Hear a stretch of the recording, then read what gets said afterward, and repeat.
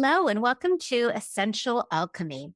Alchemy is defined as the power or process that changes or transforms something in a mysterious or impressive way. My hope is that the information in this podcast can help you transform your mood, your energy, physical health, or even connect some dots to help you shift your mental or emotional state. I'm your host, Jodi Cohen, a best-selling author, award-winning journalist, functional practitioner, lifelong learner, and founder of Vibrant Blue Oils, a company that sells proprietary blends of high-quality organic or wild-crafted essential oil remedies designed to help you return to your ideal mental, physical, and emotional state. You can find out more about me and my company at vibrantblueoils.com. And with that, let's get started with today's episode. Hi, I'm Jodi Cohn, your host, and I am so excited to delve into what I think is one of the most important topics as a mother and just a human on this planet, like our children, how to support them through anxiety, friendship challenges, social media. And I'm joined today by a brilliant young voice, Max Dubrow, who is the author of this fabulous book and the host of a podcast. I'll give it to you straightish, and also a dear friend of my daughter. And so Mhm. I know how brilliant she is and what good advice she gives. But this book is kind of amazing. I know we Thank can talk you. about how the podcast got started and how parents started listening, but as an adult who, doesn't really understand why kids are always on their device and what is driving this anxiety. You gave so much insight. I feel like I understand this so much better and I can support my daughter and her friends so much better. So thank you. Oh, I'm so glad. Thank you so much. That's Yeah, just no. yeah, I think, you know, I've always been told I'm kind of a quote unquote older soul. So I understand the, like not wanting to use social media and the being able to live life outside of social media, but also growing up in this generation, it's very difficult to, have a social life without social media. And so that's what's kind of tricky is that this is so new and so different than any other communication in the past because this is all encompassing and like everyone's on it. So it's difficult to, when you're a parent and you never had social media growing up, it's difficult to think, okay, you're on your phone. Like I have social media too as a parent. I'm not on my phone 24/7, but it's We make plans, we call people, we yeah. email. Group chats are not our only social connection. Yeah, exactly. And especially for example, one of my least favorite social media is Snapchat. 90% of the time, all you're doing is sending face pictures back and forth. It's quite ridiculous in my opinion. But if you're not doing that, because I've tried to stop doing that multiple times because I don't feel the need to send pictures of my face every 5 seconds. But if you're not doing that, people don't think of you when they make plans or like they don't, they'll see your name, Snapchat you and think, oh, what is she up to? And they'll text you. It's such a weird, like if you're not constantly on your phone, you're not in the loop. It's so strange. It's interesting. I went to a training on communication yesterday and they were talking about connection. And when we're communicating, what we're really craving is connection. And to put it in context, they showed the brain kind of lit up. Like if survival's at stake, if you're in physical danger, if you're lacking food or you're lacking water, and a certain part of your brain lights up. And then they showed the same thing if you're lacking connection. And they're like, basically, the lack of connection is the same kind of lack of safety that lacking food or water. And so that's why we have anxiety, and that's why Yes. COVID, the total lack of connection, everyone I know is anxious now. Oh, completely. Me too. I don't know a single person that doesn't have some kind of anxiety since COVID, for sure. I mean, even just in this time with social media, everyone's anxious. It's Yeah. stressful and it's confusing and no one knows what they're doing, but you think everyone knows what they're doing. Yeah. It's yeah, it's very confusing.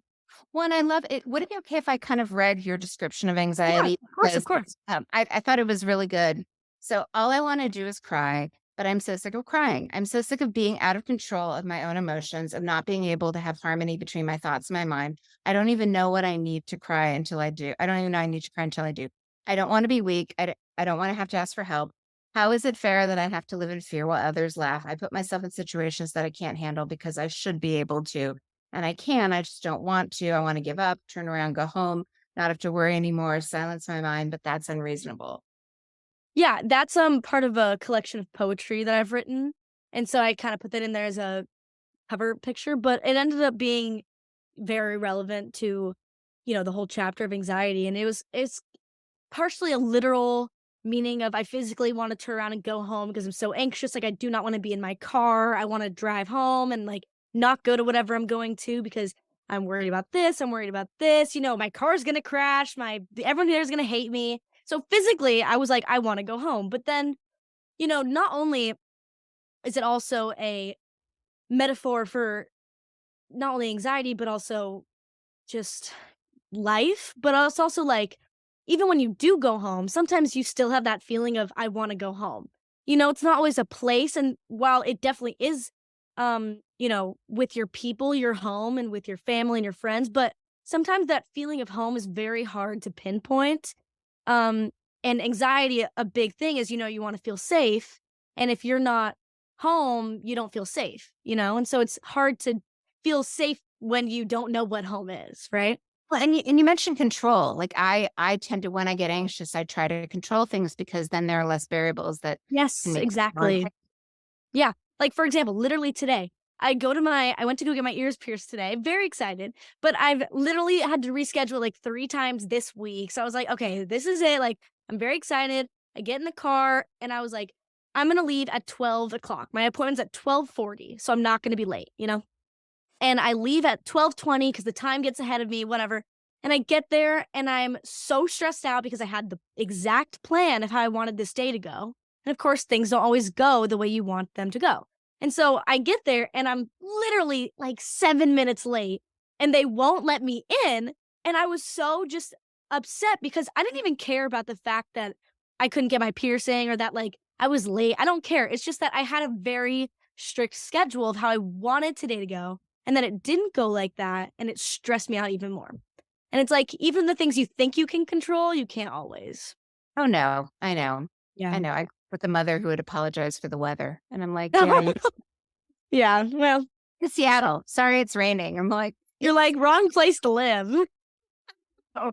So tell me, because I know you kind of detail some strategies in here, like the 5, 4, 3, 2, 1, crying. Mhm. Talk to me a little bit about what helps. Yeah, I, um, I've learned a lot of strategies when, like, being in therapy and just talking to mental health professionals, and I do have to say, in the past, even now, I sometimes when I'm having anxiety think this is so stupid. This is never going to work. Counting colors in this room is not going to help. Like sometimes I just feel stupid doing it, but I have to say that if you really trust it, it works. So for example, I get really anxious in class, and if I'm sitting there and I, look for 5 things that I can see, 4 things that I can touch. I think it's 3 things you can hear, 2 things you can smell, 1 thing you can taste, whatever variation of that. Yeah. And I'm starting to, like, I'm actually distracting myself from this anxiety. And even though it seems like so simple, like, oh, if I could just do these 5 things, like, I wouldn't be anxious anymore. It seems too good to be true, but it really does distract your mind and help you kind of take some breaths. Another really big thing is breathing, and I absolutely used to hate when people tell me like, "Oh, just breathe, just breathe." I was like, "Shut up. I am breathing. Like, what are you talking about?" But it really does, like, taking deep breaths calms so many parts of your nervous system Yeah. and, brings your heart rate down, which is really important.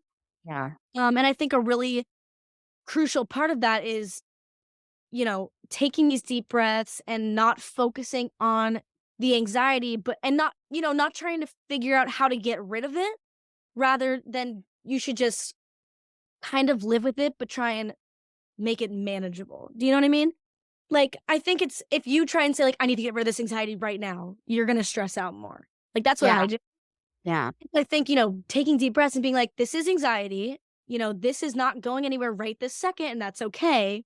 But I need to not freak out right now because, I need to be good in this class or wherever you are. Yeah. I Yeah. think it's really important not to put stress on yourself to want to fix this anxiety immediately, because that's just not how it works. And it's going to stress you out more. Have you ever heard Viktor Frankl, man's search for meaning between the stimulus and the response, there's a space. It's this idea that you can't control what's happening in the world, but you can control how you respond to it. So Yeah. the 5, 4, 3, 2, 1, the breathing, all of that is helping you feel safe and calming your nervous system. And when you're not feeling safe, that is anxiety because you're looking for how are you going to respond to the danger. So Yeah. that's really good that you're doing that. And even things like I know you have an adorable cat, Vincent. Yes. My perfect son, Vincent, he's sitting right over there. Yeah. Oh, yeah, like, when I came to college, I was very stressed out, and my dad pretty much sent me a cat. He was like, "Here you go." And That's smart honestly, because the cats, I mean, you all those things you're touching, you're seeing, you're interacting. yeah, and the purring helps a lot. Yeah, oh, sorry, let me plug my computer in, I don't want it to die on us. Okay. Let me just get really quickly.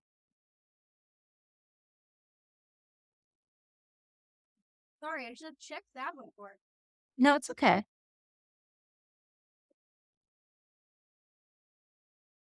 Okay.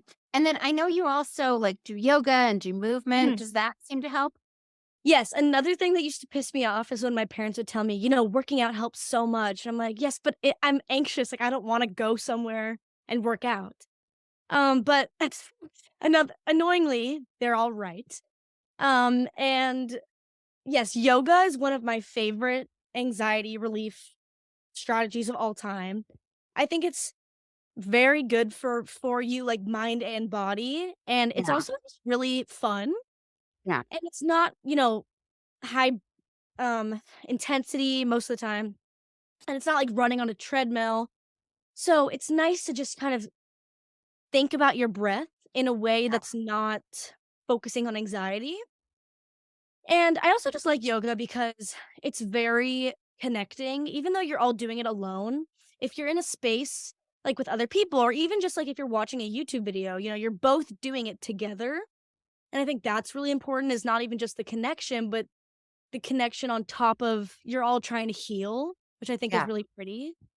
Yeah, so I love yoga. I've been trying keyword to go to the gym Yeah. just because after I run on the treadmill, I feel so much better, and I would never admit that to my parents because they would have been pushing for me to go to the gym forever, but, it actually really does help, and it's something about, like, in my opinion, I mean, it's scientific as well, but, getting your heart rate up this much for something that's not anxiety, when you Yeah. do anxiety later, you're almost like, "Oh my god, my heart rate is so much lower." Right. Getting Yeah. all When this energy out. when Carly's brother Max died, I decided I needed to have rituals. And so every day I would get up and I would exercise no matter how rotten I felt, no matter if I cried through the entire yoga class. I'm like, I just have to do it because I always feel better. And I think it has to do with blood flow. I think it moves lymph. I think it like makes your body feel better so Yes, that your yeah. mind can feel better. I think it's also having a routine is really helpful. Like, every morning and every night, I have the same routines, and going through the motions of all of that helps me not only feel like I have control, but also there's something about routine that's very calming. I agree with you on ritual. Yes, and, like, especially about, yoga, if you have, like, a schedule of when you go or whenever you go to the gym and stuff, it's the same kinda thing, and again, yoga, I love for many reasons, but I think another part of yoga that you love too is a lot of the time they incorporate smell and Yes. aromas, and I love that. I love that because Yeah. Yeah. yeah, and you gave me some essential oils when I saw you recently, and I have been using them religiously. Literally, Oh, amazing. I love them. They're like easily the best ones I've ever used. Like they're very good. I'm obsessed with them. I was telling Carly, like, I need more of these. No, we'll send you more. And what, it's interesting because like the one I use for anxiety is this one, the parasympathetic. Yes, yeah, that's one And I love that one. yeah, well, and because what it really is like when you're doing yoga, you're twisting, you're turning, your vagus nerve goes from the back of your head all through your body. So Mhm. you're activating it and that calms you down. That's why breathing calms you down. I think that's why one of the reasons the 5, 4, 3, 2, 1 thing works. Yeah. Um, but and the other thing that I don't know if I taught you this, but when you're having an anxiety attack, it's the right frontal lobe that's overactive. So there's a whole branch of chiropractic called functional neurology that is Mhm. basically trying to balance the two hemispheres. So if you just smell something through the left nostril, it kind of activates the left side of the brain, balances the two hemispheres, and then suddenly you feel less, anxiety provoked. So cool. I love that. Yeah. But I mean, Yeah. like, I know your dad's a doctor. Like, I think there's so many ways to help people. And Yeah. I really want people to know, well, like if you're on the 6-month waiting list for the therapist, there are other things you can do. Yeah, I know. The 6-month waiting list is brutal. I don't, I mean, it makes sense because of how many people are struggling with this now, but Yeah. also you need help. You need help. Yeah. Um, yeah, and I think having a really good support system is extremely important. Like my best friends, literally your daughter, Carly, are very important to me, and like my girlfriend and my cat. Not really a support system, but close enough. Oh, Um, I yeah, mean, the cat, whatever. But like if I'm anxious, I go to Carly's room who lives 2 doors down and I'm like, "Carly, help me," and she'll distract me or we'll talk about it. Like even especially talking about it, this is why therapy is so important. Again, there's a lot of positives to therapy, they teach you really crucial skills, but a really big part is talking about it, which helps you kind of process all your thoughts and release all this energy verbally. And it's like, I think doing all of these things, not in a stressful way of like, oh, I need to have this whole routine of having like work out every day and do this and do this. It's more just about choosing at least one thing a day that can yeah. release some sort of energy that has been giving you anxiety, So even just I talking yeah, about it. that emotions are motion, and so, like, talking, Yeah. like or even journaling, like, you just get Oh, to I love things like journaling. you get it out, and then Yeah. you let Journaling is one of the best. Like I journal every morning and every night. And I think it's the most genius thing ever because you don't have to tell anyone anything if you don't want to, but you're still getting it out of your system. yeah, And there's no judgment. You don't even have to erase anything, just scribble. I yeah. think it's really important. Yeah. Well, and one of the other things that I really liked about the way you organize this book is you kind of talk about what is it that's contributing to anxiety. So it's Mhm. obviously academics and getting good grades, being a Yeah. people pleaser. It's, social media and kind of keeping up with the Joneses. Like someone else looks beautiful, even though they're like super edited with lights. I know it's really difficult time to live in right now as a teenager.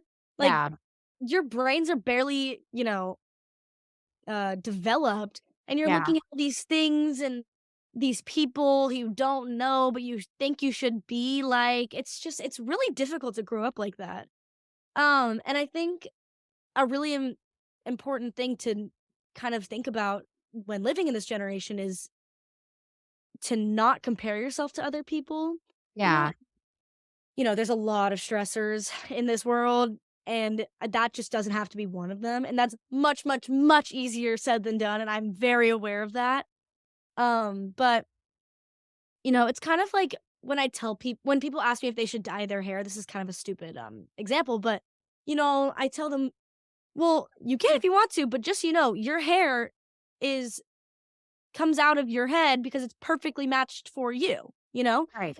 And it's like, yes, you can change all these things if they make you more confident. I'm fully for that. But if you're doing it because you feel like you need to be in some part of a trend or you need to look a certain way, it's just untrue. And these beauty standards change every 5 minutes. So if they're changing, then there's not one, then it doesn't matter anyway, right? So I completely understand comparing yourself to other people, but if you can release that as one of your stressors, life Yeah. gets a lot simpler in some ways. Yes, yes. No, I totally agree with that. The other thing that I love that you said is, like the parents that try to limit the social media, they're cutting off the social life, but then the strictest parents make the sneakiest kids. It's, by the way, the truest thing I've ever said in my life. Literally, the kids I know that are the hardest, like, drug users, alcohol drinkers, people that, feel the need to rebel all the time, they had really strict parents growing up, and it's because, if you don't give your kids self-expression, if you don't allow them to try certain things, like, my parents let me, like, they were like, "Here, you could try some of our alcohol, like, whatever, take a sip, blah, blah, blah, blah," and so now I'm so uninterested in it, it's not Yeah, not you the don't even drink. Yeah. I don't drink at all, I mean, I Make almost it can't so legally. Yeah, Yeah, forbidden. yeah, and I don't even have a I don't want to, I don't and it's not it's there's nothing wrong with drinking, it's just that I it's know. not novel to me, you know? And for a lot of college kids, they grew up thinking like, "Oh my god, I'm gonna get to drink in college, I have all this freedom, you know, like, I can do literally whatever I want." So they get here and they do whatever they want, and then they're like, "Oh god, like, what did I just do?" You know? Like, I wish my parents Yeah. had set me up for this. And I And think that's my parents did very well. yeah, and it sounds like the other thing that you said that I loved was, you ask people like, "Do you just want me to validate you or do you want me to give you Mhm. solutions?" And I think that's a wonderful strategy, especially for parents. Yeah, I agree with that. There's a lot of times, for example, my mom I think I wrote this in the book. My mom, when I got my ACT score back, it was not what I wanted, and my mom was like, "It's okay, you can do better, like, you can do this and this and this." I'm like, "I don't like, I know I'm gonna do fine eventually. I know I'm gonna study, that's not the problem. I'm just annoyed about it, you know? Like, just be Uh, upset with me, you know?" And yeah, that's important in all relationships. Like, my girlfriend and I, we use that a lot because sometimes you can't read other people's minds. It's yeah, very difficult to know if they want you to say, "Here, let me just give you a hug," or "Here, let me help you," because some people want certain things, and even if they want one thing, usually, sometimes they wanna switch it up, or, like, sometimes they do need help on this one thing, and it's really important because if you're giving them a solution and they want comfort, you're gonna have this, break in not only communication, but in the way they feel supported, you know? yeah. When, kind of getting back to that safety gauge, when you feel like you're in danger and you're unsafe, you can't even hear the solutions. You need to kind of Yeah. the emotion before you can even problem solve. Oh, 100%. That happens to me all the time, like, get a bad test on a grade or a bad grade on a test, Yeah. and they're telling you to study more, and you're like, "I just wanna cry about it for 5 minutes, I can't even think about having to do that yet." And, college, I have to say, is one of the most ridiculously stressful like, getting into college specifically, Oh, one yeah. of yeah, one of the most ridiculously stressful things, especially right now. Like, it's virtually impossible to get into college now, and there's so much pressure put on us Yeah. Yeah. that, like, if you don't get into Yale, you failed, and, like, that's so untrue, but that's So how it feels, and so when you don't get into Yale, but you get into, like, Tufts, for example, which is what happened to me, I was so upset. My parents were like, "Do you realize how good Tufts is?" And I'm like, "No, like, no, not at all," everyone's pushing for Ivies or the best of the best, and it's like, that's not even it doesn't even make sense for everyone to go there. It doesn't fit everyone, you know? And that's just one example of all of the academic pressure right now. But yeah, I think, you know, there's just a lot of pressure put on us and so much more so than we much ever pressure. had. Yeah. 100%. Like, I mean, some of the schools that were really easy, like my dad was telling me the other day how USC used to That's be the population when your parents same number of spots, but half the people applying yeah, because and USC used to be so easy to get into. Now if like you can't get in, you yeah, know? unless you're an athlete. Yeah. Yeah. I know. It's crazy, honestly. It's very insane, and it's also Yeah. there's a lot of pressure, got to in every to, like, show up and look perfect online to Yes. Oh my god. And there's just a lot of critics. Everyone loves to hate. and You can't let's talk about that, and the toxic yeah. friendships. You had the best list I'd ever seen. Like, Oh, can we thank you. oh, we thought it was I'm like, I wish I had this earlier, so I'm gonna run through them, read them to you, Yeah, and I then don't even remember this. I wrote this okay, along. makes you feel bad about things you can't control. Mhm. Yeah, that one specifically, I was mentioning my own anxiety. I had friends in high school with, some of them, no fault to their own. They just didn't understand it. And partial my fault because I didn't express what I was feeling, mostly because I didn't know what anxiety was. And that's what I was feeling. But regardless, some of them on purpose, some of them on accident. But, you know, you not, for example, there was this one time where I made plans with someone. This happens a lot, but I made plans with someone and I get there and I feel nauseous because I'm so anxious. And I have my mom, this is before I could drive. So I had my mom come pick me up and I'm like, I'm so sorry, guys, I leave. And I hear them the next day about like how they're mad at me and they're talking about it and they're, upset and partially rightfully so because, I canceled on there and blah, blah, blah, blah. But, it's not really my fault that I'm having anxiety, and it's difficult, especially when you don't deal with anxiety. This is a really big thing. I think people who do not deal with mental illness, it's very, very hard to understand. Yes. And that it sounds like it shouldn't be like that because it's like, no, I get it. Like, you're anxious, you're stressed out, but the feeling of it is so much more Yeah. than what you would not only expect, but also think about. So for people to not have mental illness and to try and understand it, it's difficult. And that makes sense. But I think a lot of sympathy and empathy and love and compassion should be given to not only everyone, of course, but to these people who are struggling with mental health. Because had they been like, "Oh my god, are you okay?" Like, "We can accommodate to you," like, or "We'll Yeah. reschedule," whatever, that would have made me feel great, but otherwise, I'm hearing them say, like, "She always flakes on us, she's a bad friend," like, "No, I'm not doing this to hurt you, I'm doing it because I'm scared," or whatever it might be. Yeah. Yeah. Yeah, Well, so and they thank you also definitely that. they have their own motives. Like, honestly, after Max died, oh, Carly, we'd just gotten back from a 2-week trip to Peru, and Mhm. she needed to go back to school shopping. So we went back to school shopping. She ran to her friends, and I think I put a picture on Facebook. And someone said, "People are upset with you that your kid died, and you're putting a happy photo on Facebook. Everything should be miserable." And I was Oh like, my god. "Well, I'm serious." I'm like, "You know No. what? If you need me to set myself on fire to keep you warm, we're not a good fit." So Yes, exactly, like, people just wanna put you down, and also, everyone is a critic on social media. You cannot do anything right, so just do what you wanna do. Like, listen, great if advice. you are happy all the time, they hate you. If you're sad all the time, they hate you. They just hate Yeah. you, okay? They just hate everyone. So do Yeah. not take it personally. People are just taking out their own shit on social media. So That some of the yeah. ones, keep you isolated from everyone else. Yeah, that, specifically, I was referring to relationships, like Yeah. dating. But also best friends. I've had a few best friends who would get very mad if I hung out with other people, Yeah. and unless it's like a mutual, we just wanna hang out all the time and we're very happy, if it feels like you can't go anywhere else, that is toxic, you know? Yes. Like, you Yes. should be able to hang out with other people. It doesn't take away from your relationship, Yes. and I Yes. think that's really important in high school because everyone likes to have a best friend.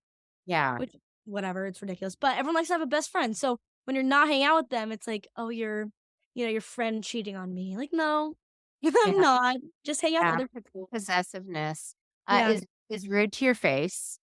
Oh, I hate that. People who are blatantly, like, even backhanded, like, "Oh, Yeah. your hair looks cute. Did you just cut it?" Like, no, like, don't do Yeah. that. Um, talks bad about your family to you.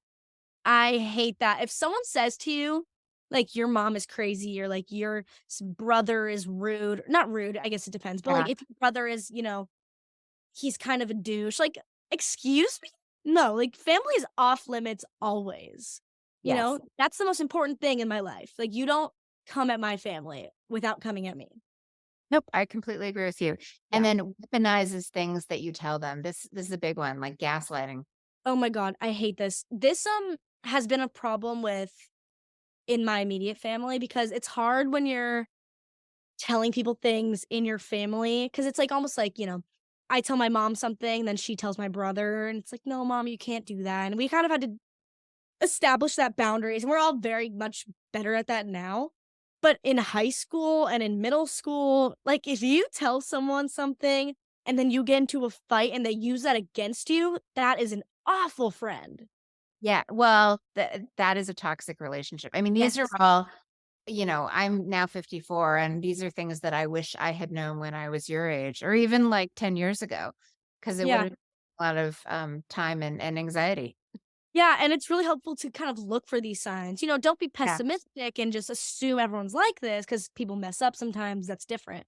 But if these patterns are continuing over and over again and you just feel like terrible every time you talk to someone, it's Yeah. a toxic relationship and you need to get out of that. And getting space, I think this is something that's very important that not a lot of people will do, is getting space and removing yourself from that friendship does not make you a bad person. I cannot stress that enough. I know so many people who refuse to stop talking to people, stop being friends with people, stop doing X, Y, and Z because they feel bad. And like, I love that they're compassionate and they just want to like make everyone happy. But you need to help yourself first. You put on your oxygen mask before you help others. You need to get away from people who are draining your energy, like vampire suckers or whatever, energy Or vampires. if you think of a garden, like you have to pull the weeds so there's like Yes. nutrients for the flowers. Exactly, and that doesn't mean that they're a terrible person or that you're an Yeah. awful person, it just means you don't work together. And, if they are great with someone else, that's great, like, you don't need to hate them just because 'cause you're not friends with them anymore. And it's okay to not be friends with people anymore, you're not supposed to be best friends with everyone, and that's something that's very hard to swallow for some people, which makes sense, but it's very, very prevalent, especially when you're in a situation like in college. You do not have to be friends with everyone, and it's okay. Yeah, and I think it's also, I mean, you get to have like, I've got 3 best friends, and that's Yes, it. me It's a too. very good number, Yeah, and everyone else I'm lovely to, but they're not my best friend. exactly. Best friend is a tier. Is there anything that we have not talked about that you'd like to share? Um, I think just be kind to yourself. It's very no one wants you to be nice to yourself in this generation, right? Like, it's just no one wants you to be nice, but be nice to yourself, and of course, be nice to other people, but take care of yourself and be kind and be gentle with yourself. You know, if no one else is doing it, the least you can do is do it yourself. I love that. And if people want to follow you or find out more about you, where can they find you? Yeah, every social media and everything is just Max Dubrow. Okay, great. Well, Yeah, thank you for your insight and your brilliance, and, of you're course. taking Thank good you care of so yourself. much. I love talking to you. You teach me so much. Thank you so much. That's sweet. Thank you. Thank you so much for listening. I hope this podcast empowered you with some useful information and takeaways. If you liked this episode, please consider sharing a positive review or subscribing. I would also love to offer you my free parasympathetic toolkit as a gift just for listening. It will teach you how to activate the most important nerve in your body to turn on your ability to heal. This free toolkit includes a checklist, a video, and a detailed guide. If this podcast prompted any questions, you could always find answers at my blog at vibrantblueoils.com or my book, Essential Oils to Boost the Brain and Heal the Body. Until next time, wishing you vibrant health.